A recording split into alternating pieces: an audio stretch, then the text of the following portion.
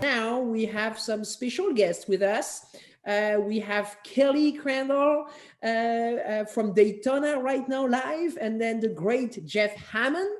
So we are going to let you take over, Kelly. So good afternoon to you, and so we are on for a special Daytona 500. Well, it's good to be here. Can everybody hear me okay? I'm Yeah. not Oh, yeah. hello? Yeah, you're fine. Perfect. So we're going to talk about Daytona today, I believe, which is fantastic because I absolutely love Daytona. Brad, I don't know if you want to kind of lead the way since you're comfortable doing that. I think that's probably better for you than me, but I can do it if you want. Look, I think we'll have a great discussion here as the NASCAR season kicks off as well. I mean, I might take a little exception to Francis calling him the great Jeff Hammond. I mean, I know the man's accomplished a lot with 43 wins as a crew chief and 2 championships. And really, you can almost double those numbers, if not more, when you consider the fact of everything that Jeff Hammond did when he was a crew member. And most definitely should be a NASCAR Hall of Famer, but that's a different story as well. But you know, Francis, as he said, Kelly, you're down in Daytona last night. We finally saw cars on the racetrack for the first time since Phoenix Raceway back in early November, and it was certainly a pretty thrilling finish as well. It was a thrilling finish, and I have to say, I think the overall race was much better than maybe a lot of people anticipated. And I think a lot of that had to do with the change in the aero package, because not saying the August event was a disappointment or a bummer, but I think the change in the aero package let them race a little bit more, kept everybody closer together. And we actually saw some great road course racing, and there was some variables and elements like the track being dirty. So that was fun. And another exciting road course finish in the front chicane like we've seen at Charlotte at the Roval before. So I was really excited. I think Daytona and NASCAR came out of the box the best they could. And I think, again, that was made possible by the decision to go with the high horsepower, low downforce aero package. What do you think, Mr. Hammond? Last night's race was exceptional to a lot of people's standards and a lot of twists and turns along the way, especially when you consider it was a 35-lap race and we had 4 cautions. We had 12 lead changes among 8 different drivers. You don't have to have watched the race. If you just look at the sheet at the end, the box score, to look at that and realize that, wow, something incredible happened.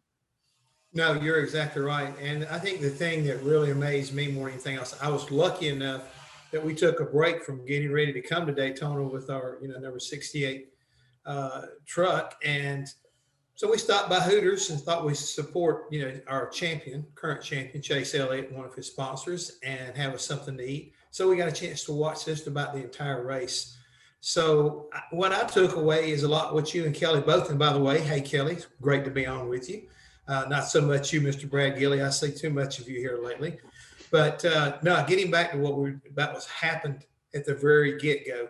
And Brad, we both have talked about it. We just want to see good, solid racing. And last night we saw everything you could ask for when it comes to a good race. We saw guys beating and banging on each other, aggressiveness. We thought we saw Chase Elliott pull a rabbit out of his hat one more time and wind up at the front with just a very few laps to go. But now you got to sit here and kind of scratch your head. Are we looking at what the future could hold in store for us when we go to these road courses?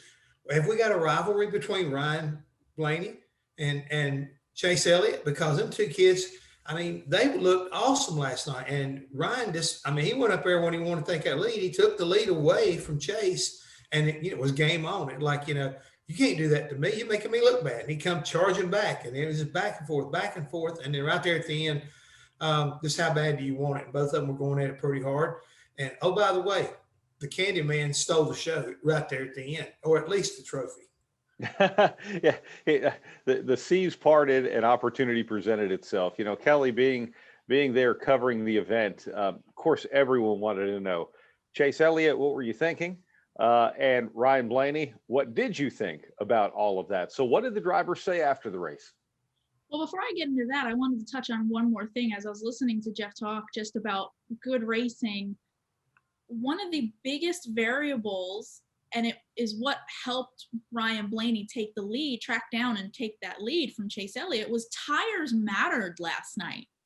The tire fall off was incredible. And someone like myself, I love races where tires matter and you have to conserve your tires. And we saw a lot of pit stops last night because tires made the difference. And that's, you know, Ryan Blaney came from about 10th to chasing Chase Elliott down for the lead.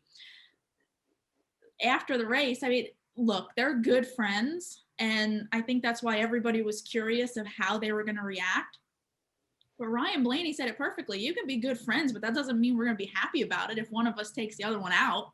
So definitely upset about it. I think he was more upset of, listen, if you're going to make that move, that's fine, but don't let the third place guy win. You know, if you're going to make that move, make it matter so that one of the two of us still wins the race. And instead they gift wrapped it for Kyle Busch. So Chase Elliott was naturally apologetic and also had one of the funniest lines of the night by saying, you know, Ryan's not somebody he'd want to wreck. There's other guys he wouldn't mind wrecking, but he's not going to want to wreck Ryan Blaney. So, you know, he offered an apology, but he said, there's nothing I can do about it now. Whereas Ryan said, I appreciate the apology. We're going to talk about it as friends, and they'll be able to calmly talk about it and not have a huge blow up argument over it. But he was understandably not happy about it, and we'll see what happens.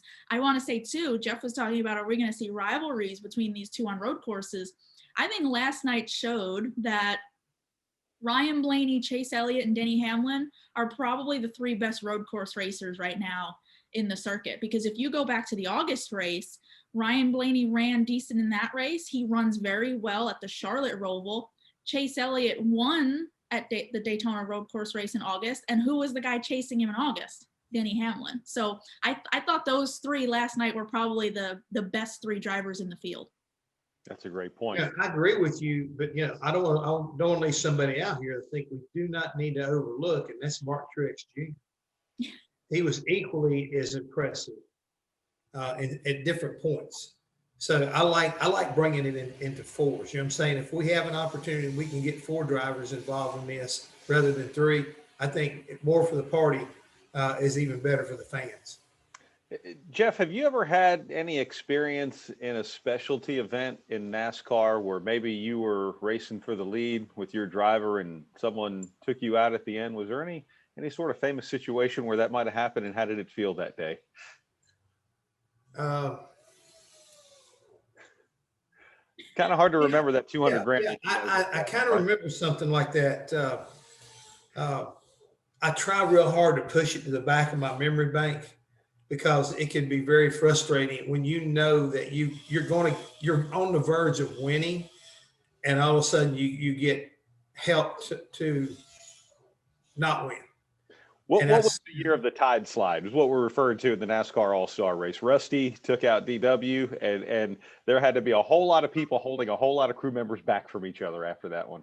Yeah, it got out of control. It really did. But, you know, we took exception to it. You know, Rusty got into our left rear quarter panel with just a lap or two to go, and definitely sent us spinning around. And it's just like Daryl said, you know, if I could have just got off that fourth turn a little bit better on that lap, he said it would have been game over, because Rusty's stuff was starting to give up and he was starting to run up the racetrack, and it was just a matter of time.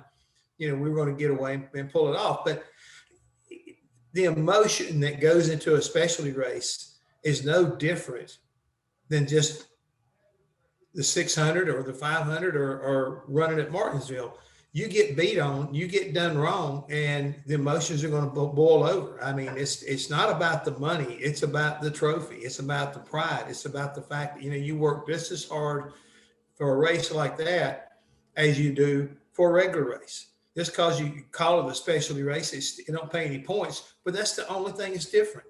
Everything matters. Pit stops matter. Race strategy matters. And the fact that, you know, what you've done during the off season, a lot of times has been, think about it like this.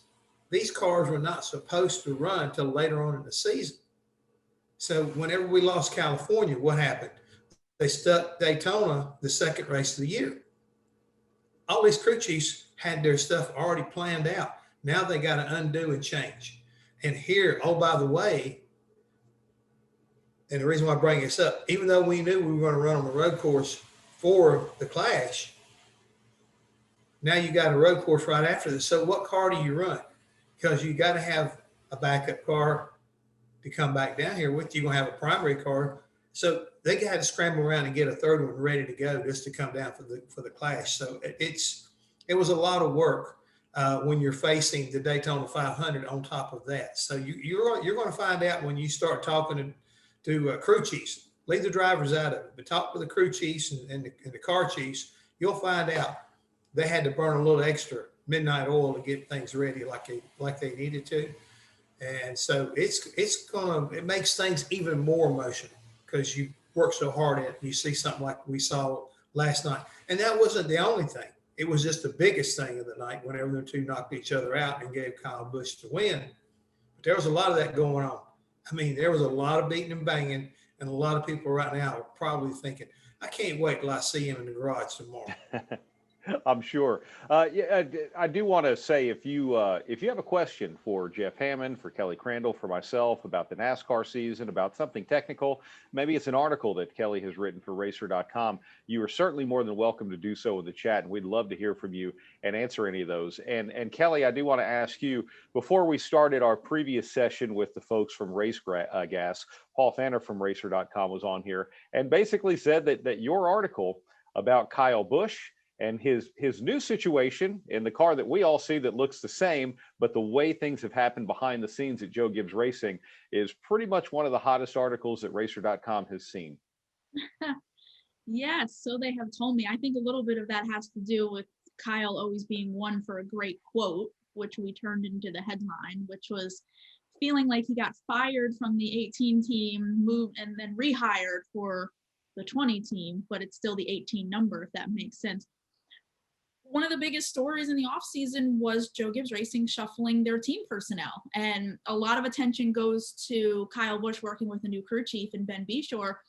But Christopher Bell, who is now working with Adam Stevens, who did work with Kyle, Christopher had done a media availability during the offseason, I think back in December, maybe early January, and talked about how Adam had actually brought over some of the engineers that were on the 18 team. So that got my mind thinking that maybe there's more to this than just a crew chief swap. So when it was finally time for Kyle to do his Daytona 500 media availability late last week, it was just a simple question of, hey, Kyle, can you explain what's different on your team this year? And again, he provided a great quote of, there's so much change that he felt like he got fired. So it's basically an entirely new team. He does have his same car chief, but he's got a different hauler. He's got a different surface plate in the race shop. Like I said, new guys, new crew chief. Now, granted, he's worked with Ben Beshore before, so they're not exactly new together, but it's a new environment being in the Cup Series. So again, I think, Kyle is good for a quote, and that always plays well when delivering to the audience. So I think everybody enjoyed that. What do you think, Jeff? I mean, anytime you get into an off season, look, if you're going to get better, you're probably going to be making some type of adjustments along the way. And we have seen some situations where Team Penske last year, they literally took the driver, the spotter, and the car number and moved it to a new crew chief's team. It's not like Joey Logano and Ryan Blaney and Brad Keselowski got a new crew chief. They actually went over to that crew chief's team. The situation that Kelly just described in the way things changed over at Joe Gibbs Racing, or we have literally seen just simply crew chief swaps where the crew chief goes to a new team. All of those different situations certainly create different results. But in some of your experience, what are some of the things that need to start working early? Some of the things that need to happen in those situations to hit the ground running in the way that you have to in this sport? Well, you got to put yourself in a position early on to see whether or not you can get back to victory lane, because that's the reason why you made the changes. In Kyle's, situation, you almost got to say, well, he struck first because now he's got a win under his belt, and they were in contention. So I think it shows that, well, maybe their communication is pretty good right on the get go. The idea, I love what Kelly brought up, the engineer part of it. Having worked with an engineer currently, I understand the relevance of communication and comfort. And some drivers and crew chiefs are They need that because there are people that you depend a lot on when you're in your mind, when you're going through what changes do I want? And I'm talking about setup of cars or how you're going to build a car. When you're going through all this stuff, you lean a lot on your engineer. And you also lean on him as far as developmental work, running sim where the driver's not involved, but you go through chassis programs. Having somebody that understands you and that you understand, I mean, it's a comfort level. And when you hear all this going on, that's what these crew chiefs are doing. You know, if you want to go back and kind of look at the Peanuts deal, he's kind of like the kid with the blanket. You know, I got to have my blanket. And that's what your engineer is. I mean, he's that comfort zone, man. Hey, come here. Let me hug you a little closer here. Come on, let's talk about what we're going to do this weekend, how we're going to do it. I love it when I see these guys pair up like they do, because it really tells me that they have got a good unit. Because if you are not getting results, it's a great opportunity to move on and get me somebody new, get fresh faces and fresh ideas. And we've seen some of that this year, not just with what's going on over at Joe Gibbs Racing, but a little bit of Hendrick. Not a lot of wholesale change, but just think about Chad Knaus is in a totally different role this year. And we're going to see how they benefit, whether he's able to do more for other four teams than rather just being focused for, you know, on his car in particular. So comfort level and communication, they go hand in hand. Jeff, I wanted to ask you something particular when it comes to this topic, because another thing Kyle mentioned was making a change like this, especially when it's more than just one person. It's all about that mindset and that culture, that team culture, where when you make a change like this, it changes the way of thinking. And for instance, he pointed out that leading into Texas last year, which he eventually won, that was his only win of the season, that Adam Stevens came to him and said, look, we can continue going down the path that we've always gone down, or since we have nothing to lose, we can try something new and go down an entirely new path. And they did. And that's what won them the race. And Kyle said that he thinks that's when the gears started turning at Joe Gibbs Racing, that maybe if they change some things with the teams, it will lead to more of that. You just shake up that mindset. You've been a crew chief, very successful crew chief. Have you experienced that as well with any of your teams, that once you start making personnel changes, that it kind of changes the culture a little bit? Well, if you would mind me not mind me saying what I'm going to say, hell yeah. I mean, I'm experiencing that somewhat, you know, with the Clay Greenfield organization. We've got one guy that was in the shop at the end of last year that came back. A lot of the other teams, because we're running fewer races, other guys that were part of our organization, they went to teams that were going to race more. You know, they wanted to continue to run more. So they had an opportunity to move. And that has, you know, brought us to the point where, you know, we had to replace them. And we've got a lot of young guys that got a lot of heart, but the experience level is not as strong as it was last year. The ability to give it up their all has already been shown. These kids will work. They work their tails off. But there's just a lot of unknowns and a lot of stuff they don't know. And it's been, you know, a big challenge for all of us. Challenge for me trying to keep an eye on them, and at the same time, them, you know, trying to get caught up to what they're being asked to do. So yes, this is across the board. If you move one guy, if you move five guys, if you move the whole team, any adjustment is an adjustment that within the organization, and how you absorb that individual sometimes has a big benefit or a big minus. And you got to hope that you get the big benefit, and it doesn't come up with all of a sudden now I've got a cancer in my team. And I don't mean that sarcastically or, you know, any team out there specifically. I'm talking about in a generality. You call a team for one reason. It's when the individuals with great talent put their egos in their back pockets and agree to work together for the betterment of the whole team, the whole group. Because every one of these guys have got to have that big ego to a certain degree to be good at what they do. You got to believe you're the best, and you got to believe your driver's the best. So having that is not a negative, but how you manage it is so key. Yeah, by the way, Jeff has been literally working his tail off on the Clay Greenfield truck. So Monday, we come in early because he and I, we're going to talk to Rick Hendrick for our Monday night show on Sirius XM. So Jeff shows up at the PRN studios. I don't even know what time you got here because you hopped on an airplane at 4:30 a.m. Central Time. 5:30. 5:30, I'm sorry. By Monday night, before our show on Sirius XM, I walk back into the PRN studios and Jeff is literally horizontal, laying down, sleeping. I almost had to go shake him just to wake up for our show because he has literally been burning the midnight oil, getting ready to go race. Well, you just saw one of the crews. I guess he had guys got a question right now because literally the shop out there, you probably can hear the noise. We're still finishing up and working on trying to get some of the final preparations on the Rackley Roofing Toyota, and it's coming along. It's been some hard work, but that's what it's all about. That's why we do what we do. It's the satisfaction of we work through Kyle Busch Motorsports. So we were over there at pull down rig yesterday, and we worked and we worked and we worked and we worked and we worked and we kept getting a little bit better, a little bit better, a little bit better. It wasn't perfect when we come in. Then we had by the way, had a left front jack bolt nut galled in the frame rail. So we had to take it all that out and we had to basically start over, and it put us a little behind.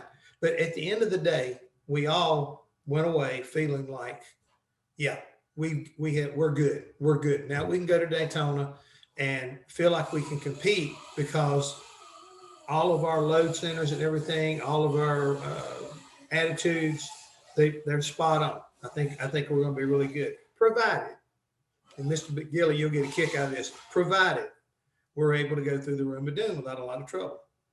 That's on you, by the way. I know. But you keep telling me I need to every now and then push the envelope. So I'm trying to do a little bit, but not too much.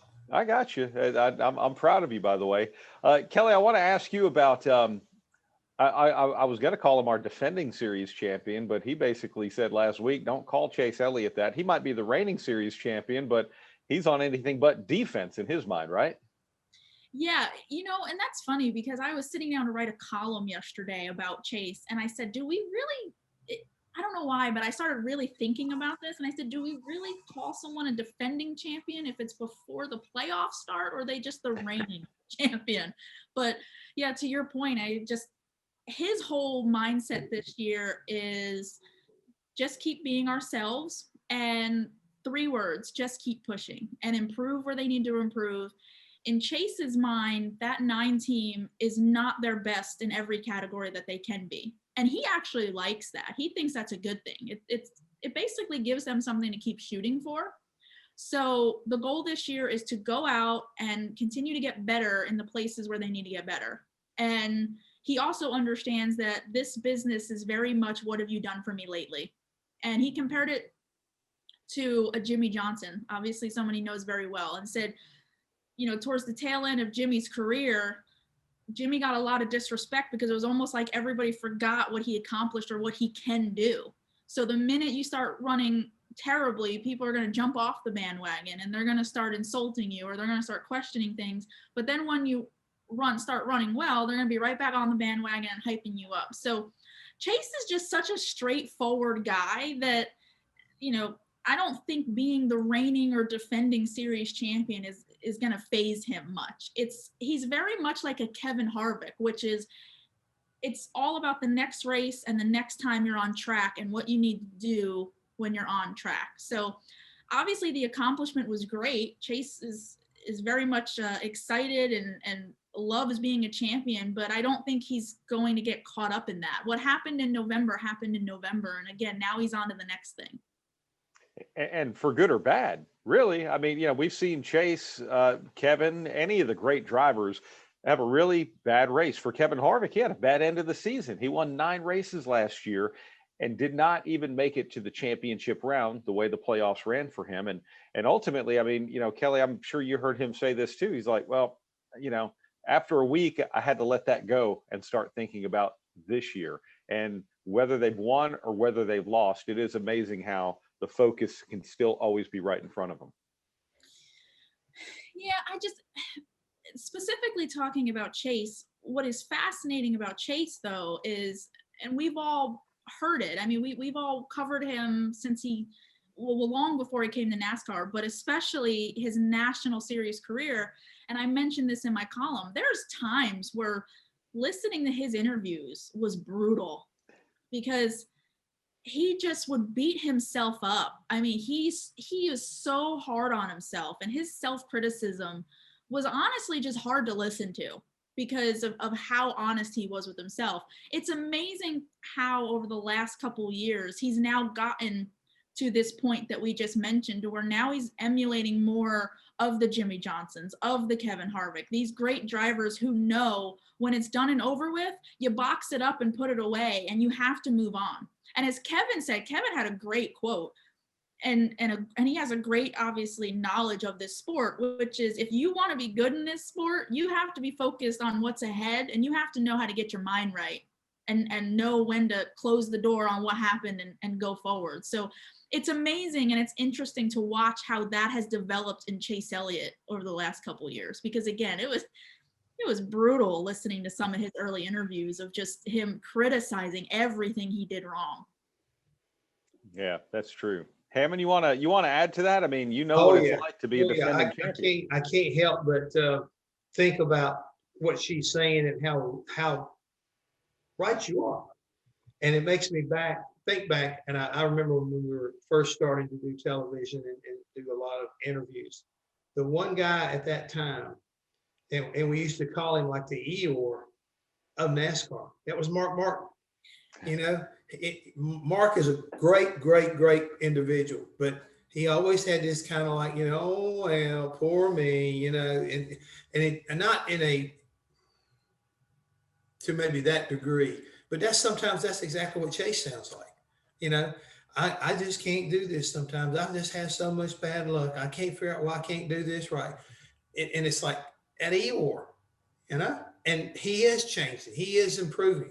And I give him and a lot of other drivers, and both of us, I mean, when I say this, all of us, I should say, we run into it in our part of the sport that we take care of, because we're asking these guys to bare their soul, be honest with us, don't give us the cookie cutter answer. You always want to go a little deeper, and so many of them have grown into the point of, I've got to be able to tell who I am. I've got to be honest with who I am, so these people here will quit asking me, dumb questions. I mean, sometimes you get those, and those just infuriate you as a driver or a crew chief. It kind of goes across the board. But everybody's improved on their questions, and I think they've also improved, more importantly, on their answers when they get them from the drivers. And when you see that, Chase is a really great example how somebody at one time, I know we got it. I know we need to talk to him, but man, it's like, it's going to be a bad answer. I'm afraid what it's going to turn into before I even ask the first question. But they've all gotten better. You keep citing, Kyle Busch. Yeah, he's good for a quote. And I think that's one of those things that really makes our sport even better. Because if you ever compare sometimes NASCAR interviews to other sports and their athletes, I think we got some of the best spokespersons you could ever have to represent your type of sport, the way the guys go about. I know he's now doing broadcast work, but I used to always love to listen to whatever Clint Boyer was going to say, because you didn't know what he was going to say. I got a curious question, Jeff. All right, so you win the championship, and all your postseason questions are about how great the season was, how many races you won, how many laps you led, who you beat, and all of that stuff. And I'm sure that feels really good to talk about. And then as we start transitioning from postseason to offseason to now preseason, the questions start to change. How are you going to do it again? What are you going to do to defend the title? All of those things. So what's it like? At what point does it change for you that, wow, this was great, look at what we just did, to, oh boy, look at what we still have in front of us, we got to try and do it again? I had a very unusual upbringing when I came into NASCAR, because my first full-time deal was with Junior Johnson. Junior Johnson Associates are used to winning. You got Kel Yarborough as a driver, expects to run for the championship. So when you win, you feel like you're expected to win the next time. and the next time. And then when you win the championship, supposed to win the next year. I was inundated with, I think, how to do it and how not to get too emotional about it, because that's just the way Junior was. And, you know, he liked having a good time. He liked having a party, but it was like, and you said it, Kelly, you're only as good as your last time out. We were always looking forward, always pushing forward. Didn't matter whether we were winning championships or losing Daytona 500s. As soon as it's over, move on. Don't dwell on it. Don't take it to bed. You be able to clear your head and get refocused on what's in front of you, how to get better. You know, and we didn't have the driver debriefs. We didn't have the team meetings. That wasn't one of Junior's. We didn't do it. You just knew when you came in the next day that if something fell off the race car, you better damn sure fix it. And if he ever walked by and you're working on something, he'd say something like, I don't know if I'd do it that way. And he'd keep walking. He expected you to take the hint and figure it out yourself. So managing pressure, managing success, managing failure is all fixed by what happens next. And if you go out and you rectify all those things that you did wrong, then it'll be right and you'll continue to win. And even if you won, you don't rest on your laurels and think that, okay, you got it made, because somebody is always looking to take you down. If you're a champion, just like Chase is right now, you're no more important to the rest of to this field than I am. So I got just as much right to race you, and I'm going to do my best to beat you and show you that you're not the best in the world. Kelly, what do you think? You know, the offseason, there's a lot of different offseason storylines. Now we get into the season, we get to talk about action on the racetrack, but we're still a little bit preseason. We have Daytona 500 front row qualifying that's going to happen later this evening before tomorrow night's dual races will set the final lineup. But in the offseason and really late in last season, there was a lot of different things that changed. New ownership is one of the big ones, and the interest in the sport from different types of owners, not just from racing, but also other sports and pop culture as well. What do you think? Absolutely. It sounds so cliche because it happens every year going into Daytona 500, where the word is excitement and there's great things that are happening and it's going to be a great season. But I truly believe this is one of the most intriguing seasons or beginning of the seasons we're going to have, just because there's 10 drivers who are with different teams. And then you talk about new ownership, like Matt Tifft being, it's a little bit overlooked, but Matt Tifft being one of the youngest team owners in the sport, a former driver who's now a team owner alongside BJ McLeod, and their vision for what they can do long term. And then of course Michael Jordan, that some guy named Michael Jordan. I don't think he's ever accomplished anything, right? At Pitbull and Justin Marks, who another group that has an incredible vision for not only what they want to do on the racetrack, but what they can do in the community and what they can do away from the racetrack to get people involved and to help communities. So it's very cliche to say that it's going to be a great season and there's a lot of change, but I truly believe, and even across all three series, there is so much to look forward to this year. And you mentioned even Daytona 500 qualifying is going to be a little bit more exciting this year just because of the number of teams and drivers who don't have charters this year. It's actually going to make, in my opinion, it's going to make the Thursday dual races a little more exciting than maybe we've seen in years past, because there's now multiple drivers that are going to be sent home. Yeah, very true. You know, Jeff, it's interesting because, you know, throughout your career in the sport, you saw a lot of different types of car owners come in, you know, whether it be people from other racing series, like when Kenny Bernstein came in to own a racing team, or you talk about Hal Needham, you know, world famous stunt man and movie director, and who had great success as well, which is a wonderful thing. When you start to see interest from outside the sport in general, from outside the core, let's say, what does that do? Does that kind of change the mood, the attitude in the garage? What do you think? Well, I think what we're saying here, and it's something that, you know, you and I have talked about, is how important the idea of being a team owner is now. And so the value of building a great organization, maybe for the first time in the history of our sport, is starting to show itself. These charters, at one time, I think were just kind of like, yeah, oh, by the way, you got a charter and you just been around for a while, or and it was being traded around. And I think, to my point, we had a lot of teams that were not like number one teams able to get charters because other people, what are they really worth? And they were bought, I think, undervalued. Now all of a sudden you start hearing about the money that's cost to get one. It tells me that these people are looking at NASCAR and the overall business model that's starting to evolve with interest. I mean, some of the changes that's going on with the structure of how much money we're spending getting to the racetrack and all these other side decisions that NASCAR and the car owners have put forth are helping the business model and helping these owners be able to, make decent money and continue to keep a strong organization together. I think we were getting ready to get too big for our own britches, and bringing it back down and doing what they're doing now.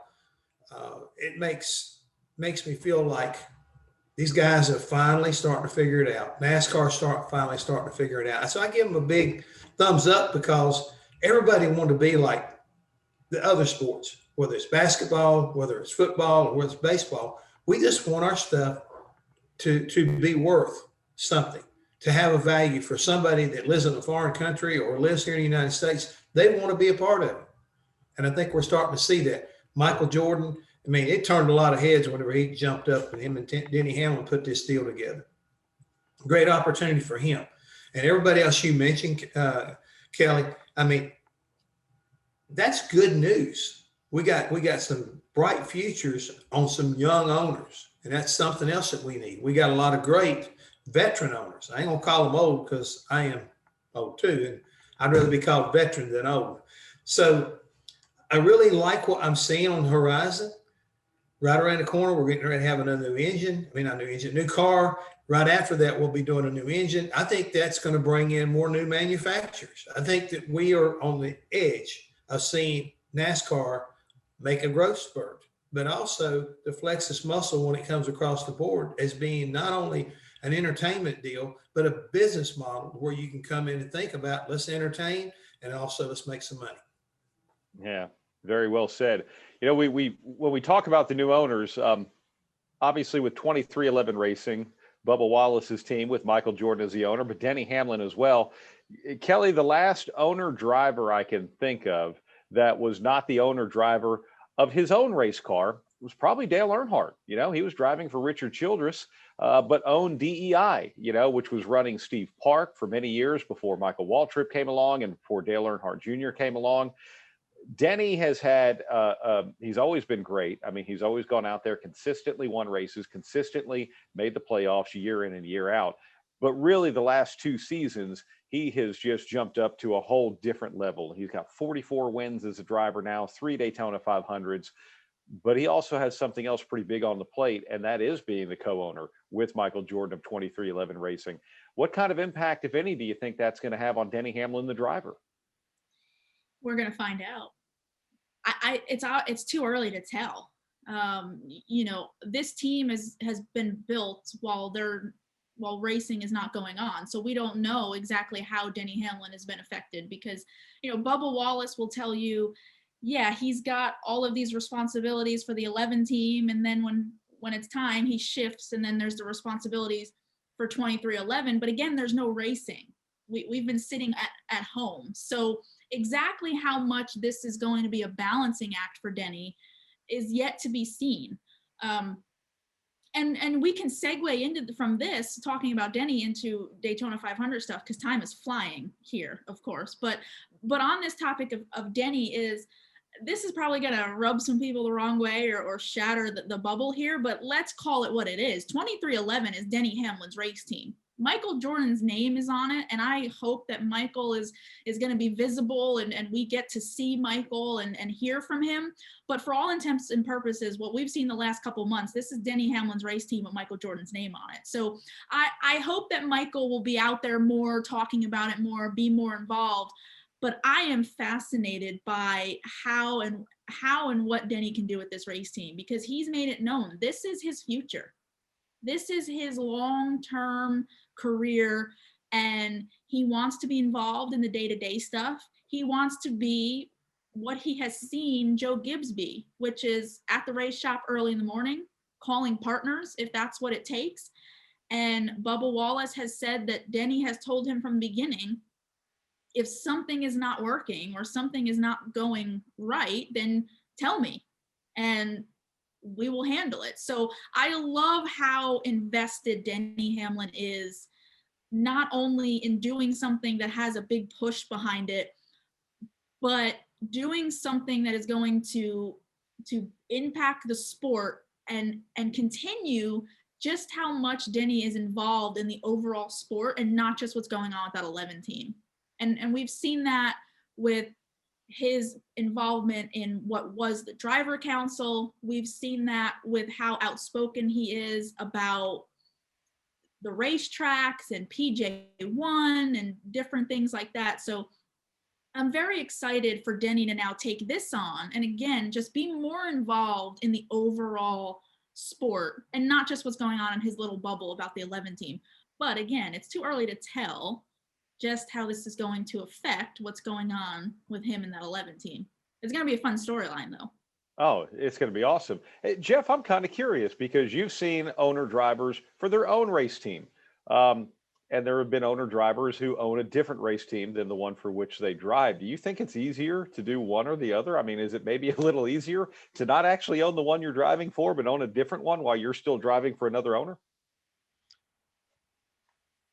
As Kelly said, we're going to wait to see, but my experience is I like drivers who are not owners because they got nobody to be accountable to but themselves. And I think whenever a driver loses accountability to somebody, then you lose something that's very important. Because they got to, I think a driver needs to respect their own. Okay, they got to be a little bit fearful of their job. You might say, "I'm driving for my job." There should be no locks. But when you're the owner, who's going to fire you? I mean, it's your way or the highway. I'm the owner.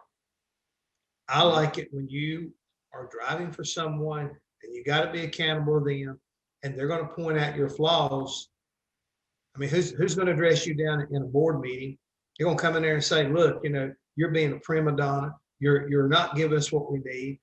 You're listening to this person over here that doesn't know anything about racing, and they're trying to tell you how to run your business and run our race team. It don't work."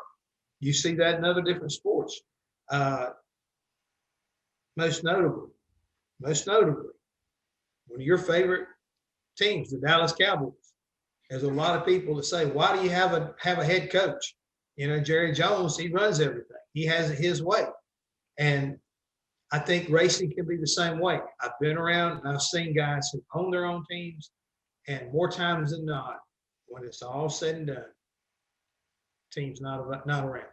And my buddy Darrell Waltrip, another guy that I love dearly, Cale Yarborough, you go down the list. There's a very important list of guys who own their own race teams that, excuse me, in the end, they didn't own. They wound up being out. So it's very difficult, I think, to be accountable to yourself. Yeah, I think it's better when you're coming in for a pit stop if you're not thinking about what the tire bill is, because it's someone else's tire bill and not yours. That's Kelly. Yeah. Some of the other things, I definitely want to touch on racer.com because obviously Racer covers just a wide variety of motorsports, which is fantastic. I mean, I'm an anything with an engine kind of motorsports fan, even though I work within the sport of NASCAR. But they've grabbed you, and you've done some great NASCAR coverage at racer.com. We talked about a great article with Kyle Busch and his move over to a different race team, carrying his car number with him. all within Joe Gibbs Racing. But some of the other things that maybe you've written articles about, and if you also want to speak to some of the coverage that we could look forward to as 2021 continues. Well, it's all about Daytona right now. And again, the biggest thing is going to be charters and who doesn't have them getting into the 500, because there's some big names. So really looking forward to qualifying tonight. And I think the Chevrolets are probably the fastest when it comes to super speedway qualifying. So Ryan Preece being a big name that doesn't have a charter, does he lock in on speed tonight, or does he have to go to a dual race tomorrow? Noah Gregson's in a Chevrolet with Beard Motorsports. Kaz Grala's in a Chevrolet that has that RCR alliance via, with Calling Racing, but has that RCR alliance. So as I said before, I'm just very excited to go into a season where I feel like it's going to be a little bit unpredictable, because as a journalist, I like going into something where I feel like there's going to be an abundance of storylines. And I really think we're going to have that this year. And I think that's going to keep me busy on the website, whether again it's 2311 and what Bubba Wallace is going to do, because there's a lot of expectations there. And don't forget, we're still waiting for next gen. I'm so looking forward to that race car. I'm so looking forward to if it's going to be the thing that everybody is saying and hoping it's going to be for this sport. So that when testing ramps up in terms of getting more than one car on the track, there's a lot of things, again, I think that's just going to keep me busy this year. And I love that. I just love different storylines and, again, drivers in new places or new teams. What's on the website right now is just a lot of previewing coming into the season. We, as you both know, we had 7 days of Daytona 500 media conferences with all the drivers. So whether it's that Kyle Busch story or a story on Bubba Wallace going into this season, or I want to write something on Matt DiBenedetto, how Team Penske being aligned with them has made him a better driver. I thought that was a great question and answer that I got from him. So as I like to tell people, as I always tell people, it's a little bit of everything, and you just never know what's coming. And that's what I love. So yeah. Jeff, I want to ask you about what we can look forward to coming up here, because just a quick overview of the way the lineup is set for the Daytona 500 tonight. It'll be single car run qualifying. The top 2 positions, the front row, will know the pole winner, will know the outside pole winner. Everyone after that will race tomorrow night. The field will be split in 2, and they'll do 2 150-mile races. They'll do one half of the field, then the other half of the field. Now, 40 cars are going to start the Daytona 500, but we have more than 40 cars that are there, and 36 teams are chartered. They have a guaranteed spot. So there's only 4 available positions now. And I know you need an abacus or something to figure this out sometimes, but ultimately, the top 2 of the non-chartered teams in tonight's qualifying will be able to start the Daytona 500. They'll know that tonight. 2 more race their way in. We don't know the 1 through 40 starting lineup until after the duels. But where I'm really going with this, Jeff, is to ask that the teams that are not chartered teams have a choice to make tonight, because the cars after qualifying today will be impounded and not touched until they race tomorrow. And their choice is, do we want to throw our eggs in the basket of trying to set up the car for good single car run speed and hope to make it into the Daytona 500 on speed? Or do we want to set up our car to race well on Thursday night, maybe put a little more downforce in it? Can you talk about what all of those things mean, and what we may see tonight with fast cars may not necessarily transfer to what we see tomorrow night with fast cars? It depends a lot on your budget and how your allegiance is. I don't think an independent team, total independent team, can come in here and expect to qualify in on time. I think there are too many good teams that have a JGR or a RCR, alliance, somebody, Stuart Haas. If you've got an allegiance, you're aligned with those teams, you can get good information and get good power from, Roush Yates or Children's Engines, then maybe you've got a shot. But if you don't, then you automatically got to figure out, how am I going to outrace somebody? That's the only way you're going to get into this thing. You got to race smart, and you got to start figuring out, how do I get myself up there in the pack? And maybe I've got a good enough car where I can make a good move and, race my way in. it's one of the gut wrenching moments of my career when you go down to a place like Daytona. And back in the day when nobody was, you know, guaranteed except for the two guys on the front row, those races were some of the most unpredictable and probably gave more crew chiefs and drivers ulcers than anything going on in the world that I've ever been around. Qualifying was so intense, and the 10 days that we were here, nobody really slept good until you were locked in after on that Thursday. So I hope, and to Kelly's point, that we're going to have that kind of energy and that kind of excitement because there's so many that want to get in and so few that are not, you know, they're going to wind up getting in. I think it's going to be ugly. And some decisions are going to be made even at the end of those 150s, like we're going to see at the end of the 500. Somebody's probably going to go for a ride. What I mean by that, somebody's going to get spun out because somebody's going to be blocking the wrong individual that needs to get into this race, and they're not going to care. You know, they're not going to care if you're Chase Elliott. Chase, you are standing between me and my destiny. Look out, I'm coming through. So we could expect the unexpected, I think, in the 150s. It's not going to be your ho-hum. The competition is so mismatched that there's nobody that can really get up and race with these guys, and whoever gets in is just lucky. But the way the qualifying ends and the way NASCAR splits everything off will also be a story to follow, because you may get lucky and you may get into one of those races because they try to balance it to where, you know, if you got, let's say, if we had 10 people trying to get in, there'll be 5 and 5 in each race. They're going to do their best to make sure it's not totally unbalanced. But still, if you get in that lucky race where the other guys that you're racing against are more weak-sistered than you are, you got to have a little smile on your face. To bring up everybody's two favorite words, to follow what Jeff was saying, aero package, these dual races have the potential for what he just said to really turn into a disaster for someone if they're not careful. And a lot of that will have to do with the aero package, because as we saw at Daytona and Talladega last year, after NASCAR made some adjustments just to kind of better help the draft, because a lot of drivers for years were complaining, well, we're stuck, we can't go anywhere, everybody's just riding 2x2. What really stood out last year was the aero package they have now.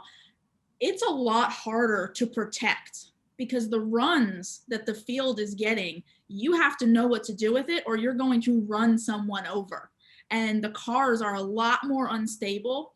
I remember sitting in the press box at Talladega for the fall race last year, and the way the press box is positioned at Talladega in that tri-oval, you could see them almost coming head on. And I was amazed. They looked like they were out of control every single time they came by because the cars are just so unstable. So that is going to be something to watch, is just the runs that the field will get.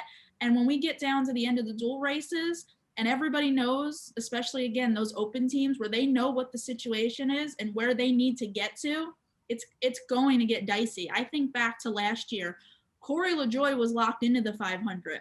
But because he wanted to protect his race car, because it was a newer race car for them that they had gotten from Stewart-Haas Racing, so it was a newer car for them, they were determined to protect that race car to get it to the 500. And by doing that, he ended up in a position around guys that were racing to get in the 500, and Corey ended up wrecked.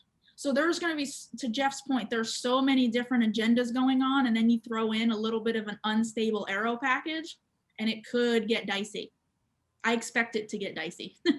Yeah, I'm all about, you just better play offense. You know, Kyle Busch left Charlotte Motor Speedway one year in the playoffs, very comfortable in points, before going to Talladega, and said, oh, we'll just go there and wait for the wreck to happen and, you know, clear out some cars, and then we'll go race for the win. But we're fine. We'll make it to the next round of the playoffs. And Kyle Busch is running in the back, maybe not all the way in the back, because then the wreck happened. Kyle Busch backed off when the caution came out. Austin Dillon didn't, took out Kyle Busch. He didn't make the next round of the playoffs. So I think offense is the way to play. I remember exactly what you're referencing. Yep. Yeah. Yeah, it's an interesting thing. Kelly, some other storylines as we head into the season. We're going to see a lot of new this year. We're going to see new racetracks to the Cup Series, from Circuit of the Americas in Austin, which a lot of people are excited about. Road America, while they've run Xfinity races, they've not run in the Cup Series there in recent history. We've got Nashville Super Speedway, which is the mile-and-a-half racetrack out there in Lebanon, Tennessee. And we're going dirt racing at Bristol Motor Speedway, which will be the first new of those that come up next month. So what's the buzz out there right now? Well, because it's one of the first things that's coming is the Bristol dirt race, is throwing dirt on Bristol. And why are we doing this?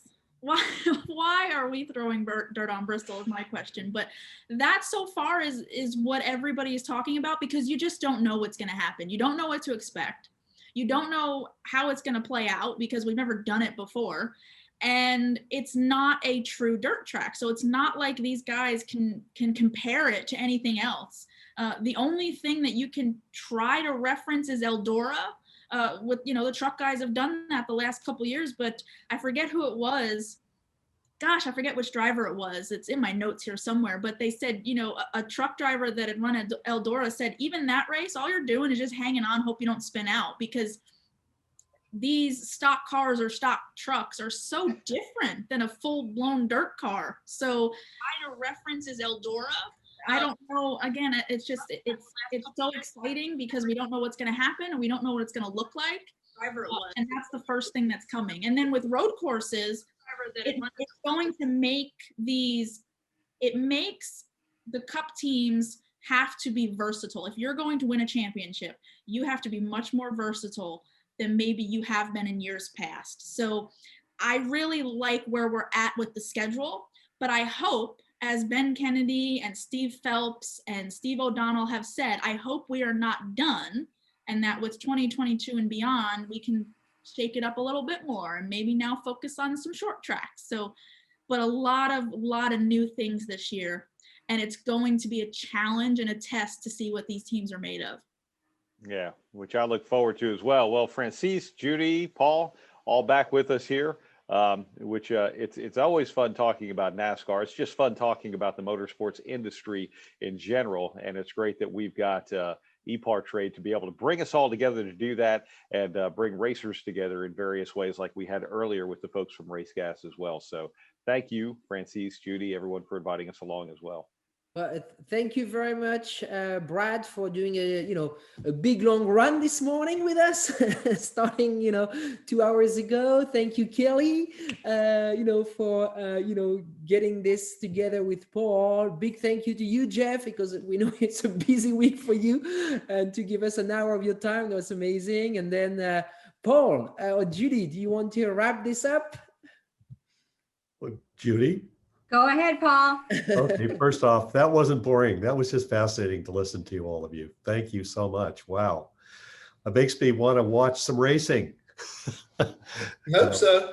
Yeah, absolutely. I think the thing that I just have to comment, this conversation gave such dimension to the emotional, frame of what a driver deals with and what the mindset of people to go racing. Some of the things, Jeff, that you said in particular really got to me about owner drivers and just, you have to earn it.